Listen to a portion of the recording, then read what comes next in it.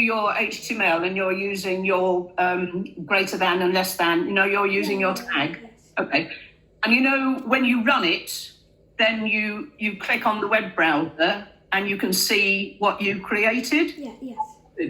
Do you split your screen so you can see your code and your... No. Okay. You know what I mean by Yes. splitting your screen? Okay. It's really useful to split your screen because then you can see your code, even if it was HTML on the left-hand side, and you can see what you produced on the right-hand side. So what we're going to use today is something that is going to mimic your Python idle, okay? So what we're going to do is to write Python code to display your times tables, okay? Now, all of these words in red are just for me to explain to you what we're actually going to do. You're actually only going to write 1, 2, 3, 4. You're only going to write 5 lines of code, okay? This red, can you see where it starts with a hash? Yes. Yeah, okay. In Python, we call this a comment. When we use the hash, and then the words in Python will go red, and this will not display when we run the program. This is simply for me to explain to you what we're going to do. So we call this a comment, okay? So the first thing that is useful to know in Python is the word variable. Have you ever heard of the word variable? Yes. Good. Do you know what it means? Yes. Good. Tell me. So in times tables, yeah, and maths, and it asks you to find like two variables of like. Okay. So what does the actual word variable mean? How many, like the numbers, so the word, and then Okay. equals to, yeah. Take a step back because I want to explain the word variable to you. So in Python, we use variables a lot. So we use the variable to hold the value that we're talking about, okay? So in this case here, our variable is going to be called times table because we need a value, a name, so that we can save it in computer memory. If our program was about somebody filling in their first name and surname, what do you think the variable might be? Name. Excellent. Exactly right. So that value that we are talking about, we give it a name and we save it in computer memory. So it's called a variable. Can you see that on the next line down, we've actually got another variable? What's the variable called? N. Excellent. Exactly right. So again, we need another variable to store the value of the number, okay? Now, the next thing that we're going to use is a loop. Can you see this word while that's written in orange? Yes. Okay, so in Python, there are 3 ways of running a program. Do you remember the first one that I said about was called sequence? Yes. Okay, and sequence means in the right order. The second one is called selection. And when we were talking about the minion and the banana and the apple, and I was telling you about if and else, Yeah. okay, this is what we call selection because it means a choice. So sometimes in Python we use sequence, sometimes in Python we use selection, and sometimes we use iteration. Have you ever heard of the word iteration? No. No. Iteration just means a loop. So this word that's in orange here, this is a loop that is going to keep running. Imagine if you were sitting in the car at some traffic lights, do you think that you are the only car that's going to go through those traffic lights? No. No. So if we didn't include iteration or a loop in our program for the traffic lights, only one car could go through and then the program would stop. Yeah. So we use a loop so that it will keep running the program again. Does that make sense? Yes. And that's called iteration. Now, can you see this word here in purple that says print? Yes. Okay. Do you think that that might mean print, like you're going to go to the corner of the room and pick out a piece of paper from the printer? No, it doesn't. What print means in Python is display. Okay?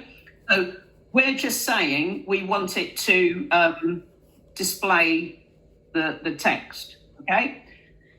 So, as I say, you are only going to write 5 lines. Okay? So I've explained the first one, times table equals 1. Okay? So that's our variable. The second line is another variable, n equals 1. The third line, that's saying a loop. So while the number, do you know the symbol there that's after the letter N? Yes, the green. No, the other way around. This one is less than. Oh, If it was less than. the other way, it would be great. Yeah. Greater than. So this is just saying, while the number is less than or equal to 12, so does that make sense? Because you are going to be doing all of your times tables up to 12. So the code that we write is while n is less than or equal to 12. Okay, and now we come down to this print bit. Now, this word print means display. When we write code, I know in HTML you use tags, but in Python we don't use tags. So in Python, it's important to use the brackets correctly. And we use 3 different types of brackets.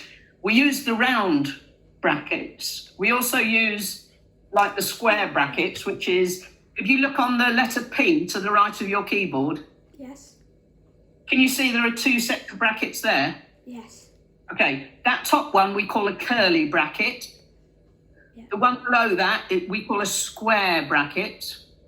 But today we're going to use a round bracket, and the round bracket, it's on the same key as your number 9 and the same key as your number 0. Yes. Okay, so what we're saying on this line here is print the number. Now, can you see the letter X in green? Yes. This means times. We want what we can see in green to actually appear on our program. So we have to use quotation marks, otherwise it won't work as a word. And can you see the comma after the N? Yes. That's really important to put the comma. If you don't put this comma, it won't work. And can you see the comma after the Greek X? Yes. Good.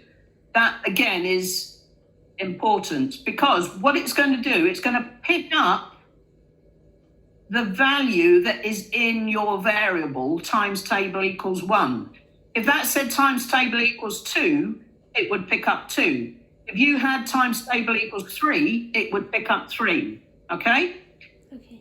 And then important to have the comma after that. And then we've got another thing that we want to appear as a word. And this time we want equals. Okay? So important to put the quotation marks. Again, important to put the comma. And then it says number. Can you see this little asterisk here? Yeah. Do you know what it means? No. It means times, multiplied by. Okay, that one. Can you see it? It's on your number 8. You have to press shift and 8. Yes. Okay? So that's going to multiply the number by the times table, and then really important to end our bracket. And the very last line, it says n equals n plus 1. What do you think that means? N equals. N is gonna stay n Yep, so n is number, so it's number equals number. 1. So Yeah, okay, good. One thing I also want to point out, you see where you've got that orange while? yeah. Can you write on the end, you've got a colon, the 2 dots after the 12? Yes.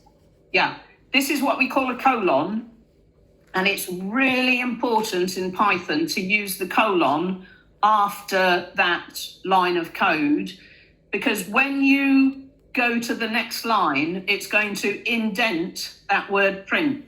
Do you know what the word indent means? No. It means it's going to, you know when you write an essay and sometimes you leave a little bit of a space when you write your next paragraph. Okay, so this is indentation, and Python uses indentation so it knows which chunk of code it needs to run. Okay, are you okay with all of that? Yes. Okay, so you are going to go to, okay. You're going to use this compiler. I'm going to send it to you so that literally you can just copy it. Give me a minute. I'm going to put it in the thing where I wrote hi before. Do you understand what the word compiler means? It basically means it compiles all your code and then it will run it. Yeah. So, Okay, hang on, let me get that.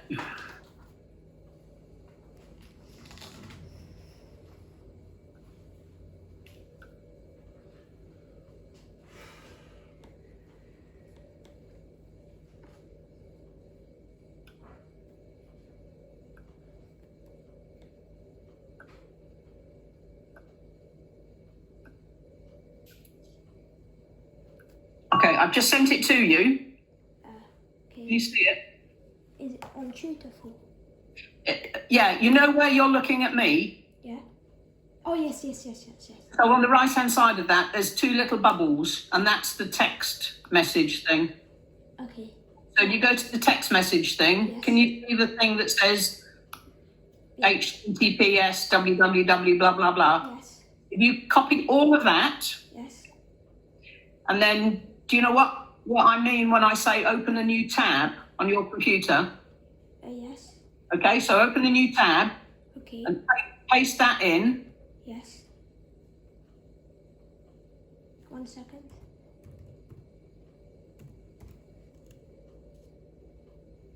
Let me just paste that. Edit. Paste. Yeah, and then I think you get a message to say something rather. Just ignore the message. I can't remember what it says. Okay. What does the message say? We and our partners. Yeah, just get rid of that. So what should I press? Agree and. Yeah, agree. Yep. Okay. So can you see my screen now? Let me go on your screen. Yes. You should have got something that looks like this. Yes, I see it. Okay, excellent. So what you're going to do, so I've written some instructions here. So we are going to, so you know like your HTML where you write your code Yes. on one side, okay? And what we're then going to do is press that blue button that says run, and it's going to run our code, okay? So let's just look at these red ones so that you know what to do. So to begin writing the code, you are going to delete everything that is there because we are going to start writing on line 1. So for first thing,